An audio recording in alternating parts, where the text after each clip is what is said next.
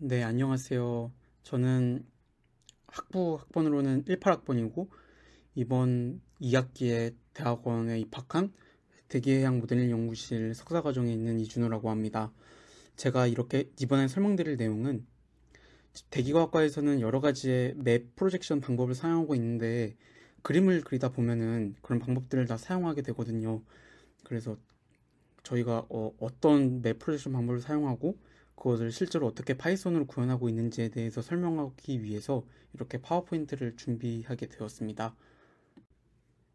네, 제가 어떤 내용을 설명드릴지 먼저 말씀드리자면 대기과학과에서 크게 사용하고 있는 세 가지 폴라 스테레오 그래픽 프로젝션과 램버트 프로젝션 그리고 메르카르토 프로젝션에 대해 설명드리고, 이 세 가지를 실제 제가 연구실에서 어떻게 그림을 그리고 있는지 설명드리고 발표를 마무리 짓도록 하겠습니다.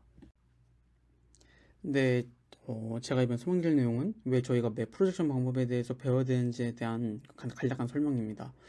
저희가 코딩을 하게 되면은 2디멘셔널 결과를 얻게 됩니다.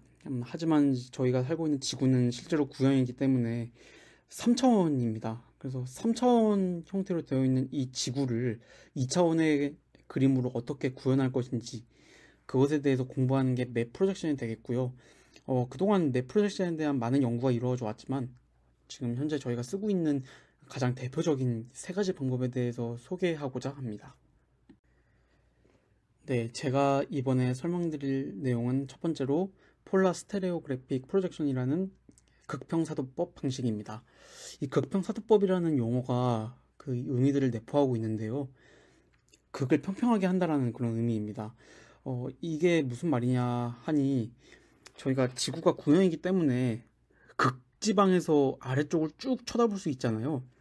저희가 뭐 북극점에 있다고 상상을 해보시고 아래로 그대로 쳐다본다고 생각을 하시면 될 것 같아요. 제가 그림을 두 가지로 준비했는데, 위에 있는 그림 같은 경우는 북극에서 아래를 쳐다본 그림이 되겠고, 아래에 있는 그림은 남극에서 아래를 이렇게 쳐다본 그림으로 보시면 될 것 같아요. 이거 방법은 그 글자 의미에도 나와 있듯이 극을 보기 위한 방법입니다.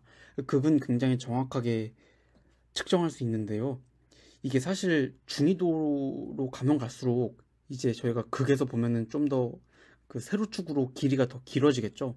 그러면서 좀 극지역에서 멀어질수록 왜곡이 커지는 그러한 한계점이 있어서, 이 방법은 저희가 극을 자세하게 볼 때, 남극, 북극을 자세하게 볼 때 자주 사용하고 있습니다.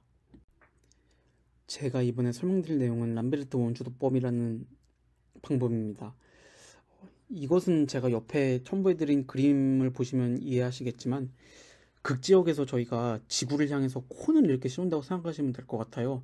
콘을 씌우게 되면은 중위도 어느 지점에서 접하는 지점이 생기겠죠. 이 접하는 지점들을 쭉 연결해서 맵으로 그린 게 람베르트 원추도법입니다. 상대적으로 중위도 지역에서 접점이 생기기 때문에 중위도를 묘사할 때 굉장히 효과적으로 사용하는 방식인데요.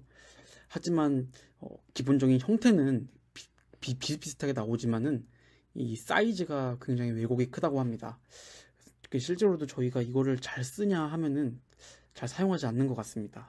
네, 어쨌든 이게 지금 대기과학과 분석책을 보시면 항상 나와 있는 설명이기 때문에 한번 설명드리기 위해서 이렇게 가져와 봤습니다. 네, 마지막으로 제가 설명드릴 내용은 메르카르토 원통도법이라는 방식입니다. 지구는 이제 구형이기 때문에 원통 안에 이 구형의 지구를 넣는다고 생각하시면 될 것 같습니다. 그리고 지구를 감싸고 있는 이 원통을 한번 이렇게 쭉 펼친다고 상상하시면 될 것 같아요. 그렇게 되면 그렇게 펼친 결과가 제가 이 가져온 옆에 있는 결과인데요. 뭔가 이상한 점이 느껴지시나요? 보시면 그 저위도 지방 같은 경우는 상대적으로 좀 저희가 알듯이 정확한 모습을 확인할 수 있죠. 하지만 극적으로 가면 갈수록 이게 세로축으로 좀 많이 퍼져 있는 것을 확인할 수 있습니다. 이게 실제로 저희가 살고 있는 이 지구는 구형인데, 그 위도 경도를 1도 바이 1도로 이렇게 곱했을 때 적도 같은 경우는 면적이 되게 넓잖아요. 하지만 이 극적으로 가면 갈수록 이 면적이 실제로는 되게 작아집니다. 근데 이 실제로 작은 면적을 메르카르토 원통도법을 사용하게 되면은 적도와 동일한 크기로 펼치게 되거든요.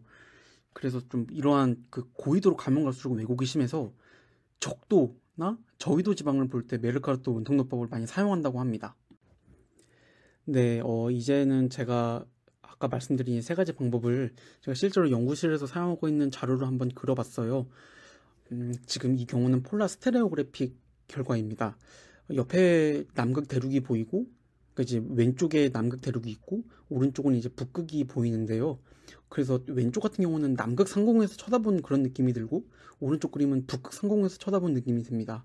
남극과 같은 경우에는 좀 상대적으로 주변에 대륙이 없기 때문에 단순한 그림을 확인할 수 있으시고, 옆에 오른쪽에 제가 첨부한 북극 폴라 스테레오그래픽 자료에서는 좀 주변에 대륙이 많기 때문에 왜곡된 모습을 저희가 확인할 수 있습니다. 좀 그림이 왜 그러냐, 그림이 좀 이상해요. 근데 이게 실제로 연구하실 때는 그림을 이렇게 그리시면 안 됩니다. 제가 좀 그림을 빨리 얻기 위해서 이렇게 대략적으로 그림을 한번 그려봤는데, 실제로 연구할 때는 컬러바를 더 촘촘하게 해서 그림을 그리게 됩니다. 다음으로 제가 그려본 결과는 램버트 원추 도법입니다. 그림이 잘 안 그려졌어요. 그래서 저희가 지금 코딩 모임에서 썼던 코드는 베이스맵이라는 툴인데요. 제가 그림 그릴 때는 카토피라는 툴을 많이 쓰고 있어요. 그래서 한번 카토피로 램버트 원추도법을 한번 그려봤는데, 뭔가 좀 많이 다르더라고요. 그래서 잘 안 그려졌던 것 같고요.